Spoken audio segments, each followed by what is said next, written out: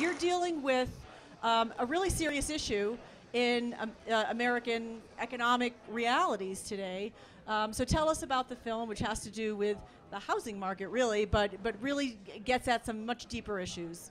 Yeah, the film is about a man in Orlando, Florida, Andrew Garfield, who's an out-of-work construction guy, lives with his mom, Laura Dern, and his son, and they get evicted by Michael Shannon, a real estate broker, and move into a motel. And then Andrew, kind of a deal with the devil, a Faustian story. He starts to work for the very man who kicked him out in order to get his home back, and it becomes kind of a thriller or a gangster film set in the context of the housing crisis.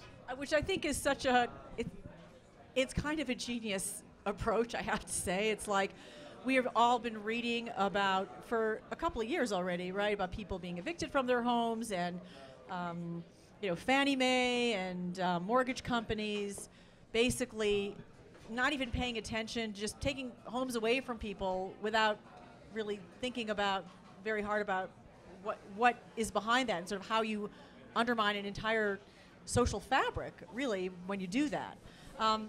But yet, it's a drama, it's a thriller. So that's an inventive way to go about tackling something serious. But I mean, I would just ask you this: which Kate did you come to first? I want to write a thriller, or I want to make a statement about.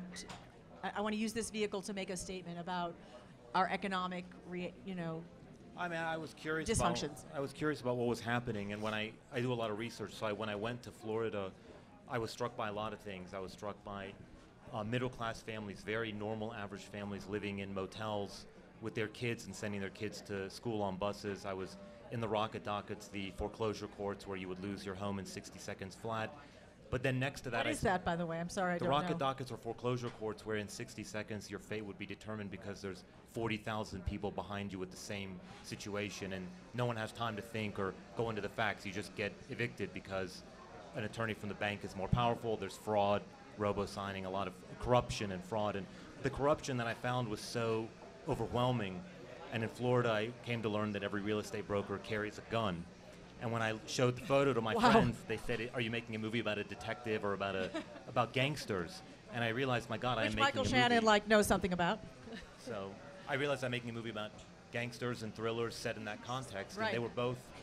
I'd never done that before, but it was a new way to get it, something that I thought was important. And I think Michael and Andrew, part of the reason they wanted to do it was that it was something that could be important in the relationship that they form in the film. Yeah, that's exactly what I was going to say, if I may, is that, this film, I think, cuts through all the jargon and all the kind of incomprehensibility of the subject and really lands on this relationship between these two characters, the character that I play and the character that Andrew plays.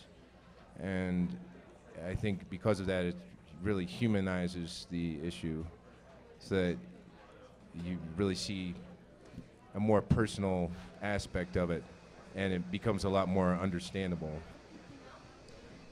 Michael, did you know Ramin and his work before, or did you get the script and you read this and you thought, this is a fresh way into...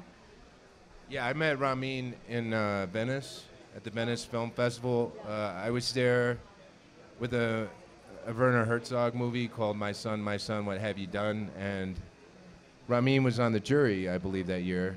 And Ramin's also friends with Werner. And Ramin had a wonderful short film there called Plastic Bag that Werner was the voice of. And I saw That's cool. Yeah.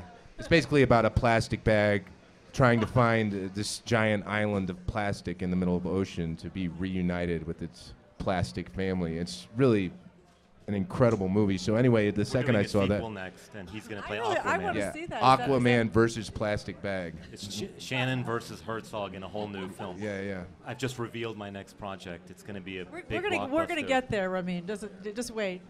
But anyway, and then after that, I saw Goodbye Solo and the rest of his films, and